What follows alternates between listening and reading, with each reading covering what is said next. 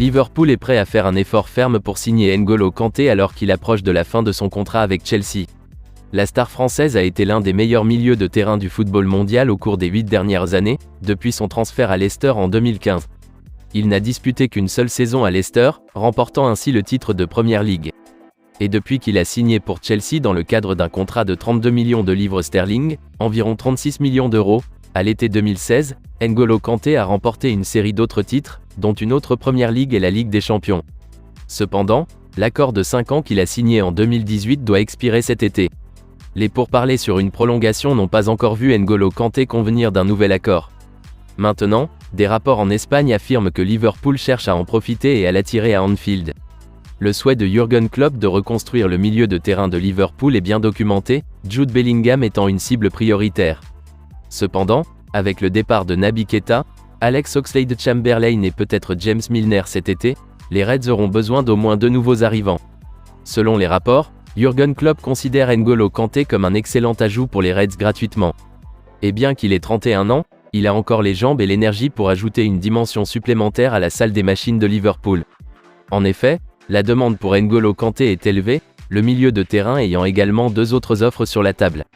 Cependant, l'article affirme que Jürgen Klopp aimerait également affaiblir un rival direct à Chelsea en leur pinçant N'Golo Kanté.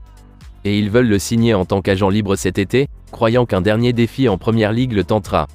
En conséquence, il prévoit de lui proposer une offre importante ainsi qu'un premier contrat de 2 ans avec l'option d'une 3e année. Le propriétaire de Chelsea, Todd Boehly, cependant est déterminé à s'assurer que N'Golo Kanté ne parte pas. En tant que tel, il planifierait d'autres discussions avec le joueur dans le but de convenir d'une prolongation avec lui à Stamford Bridge.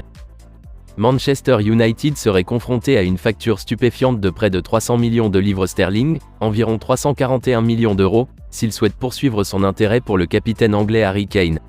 La hiérarchie d'Old Trafford aurait fait ses devoirs et découvert que les voisins de Manchester City auraient dû payer le talisman de Tottenham 375 000 livres, environ 426 000 euros, par semaine, lorsqu'ils ont tenté de le signer il y a 18 mois. D'énormes bonus sur la durée d'un contrat de 5 ans et des frais de transfert potentiels de 120 millions de livres sterling, environ 136 millions d'euros, sont également ajoutés à ce mélange, si Daniel Levy décide de finalement laisser partir le skipper anglais. Le rapport du Daily Star ajoute que les meilleurs joueurs peuvent presque doubler leur salaire de base si les objectifs de bonus sont atteints pour les apparitions, le record de points et les trophées remportés. Il y a aussi des frais de signature à prendre en compte dans l'équation financière. Les demandes de Harry Kane pour son salaire hebdomadaire pourraient même atteindre 400 000 livres, environ 454 000 euros, ce qui serait astronomique pour Manchester United et porterait le coût total d'un accord pour le joueur de 29 ans à environ 300 millions de livres. Et cela arrive à un moment où les Red Devils tentent de faire baisser les attentes salariales de leur équipe. Le Star ajoute que si les chefs de Manchester United voudraient introduire un plafond salarial de 200 000 livres, environ 227 000 euros, par semaine, ce chiffre est un peu loin de la réalité. Cependant, au milieu d'une prise de contrôle potentielle d'Old Trafford, la réduction des coûts pourrait jouer un rôle majeur dans toute vente. Mais d'un autre côté, avoir un plafond sur les salaires des joueurs pourrait complètement anéantir les chances de Manchester United de faire atterrir Harry Kane. Et cela serait un coup dur pour Erik ten Hag, qui considère la star des Spurs comme le parfait numéro 9 dans sa révolution continue du club. Cependant, le Néerlandais a d'autres objectifs en tête, si un mouvement pour Harry Kane échoue. Arsenal est prêt à tourner son attention vers Amadou Onana d'Everton s'il ne parvient pas à conclure un accord pour Moise Caicedo. Les Gunners cherchent désespérément à ajouter un nouveau milieu de terrain à leur mix avant la date limite de transfert de mardi. Et ils ont vu 2 offres échouer pour la star de Brighton Moise Caicedo. Un rapport publié lundi suggère qu'Arsenal tentera une 3e et dernière fois d'atterrir à Moise Caicedo.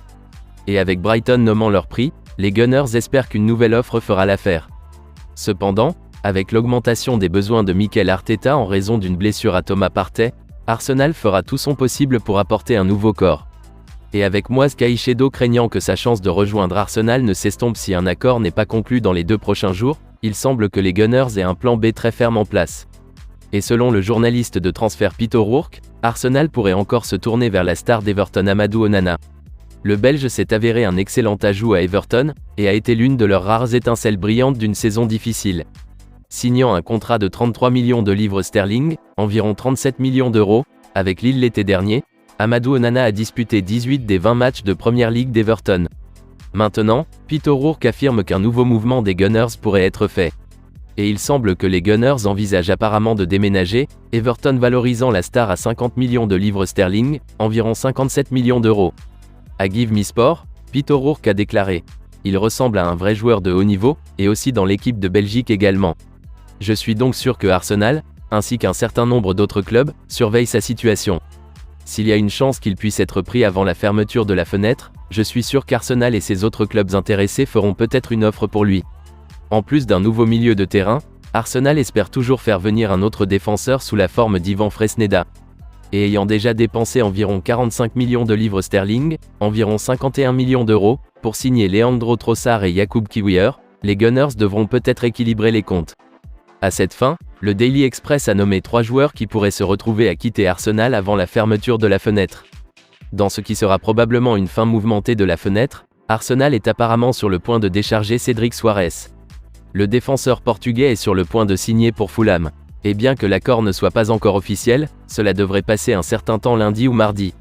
Ce sera probablement sur un accord de prêt initial avec une option donnant aux Cottagers une chance de rendre le déménagement permanent. Et 2 autres sorties de prêt seraient également sur les cartes. Ensuite, l'Express affirme que l'ailier brésilien Marquinhos pourrait être autorisé à partir dans le cadre d'un accord temporaire. Il a lutté pour le temps de jeu depuis son arrivée cet été et Mikel Arteta pense qu'un prêt lui fera du bien. L'arrivée de Leandro Trossard le repousse également dans leur ordre hiérarchique. Et enfin, le journal affirme que la signature d'un nouveau milieu de terrain pourrait encore voir le départ d'Albert Sambi Lokonga en prêt. Le Belge a eu du mal à avoir un impact lorsqu'on lui a donné une chance et Roy Keane est allé le voir pour son manque de qualité. Désormais, un mouvement de prêt pourrait être sanctionné, mais seulement si Arsenal signe un nouveau milieu de terrain et que la blessure de Thomas Partey n'est pas jugée grave.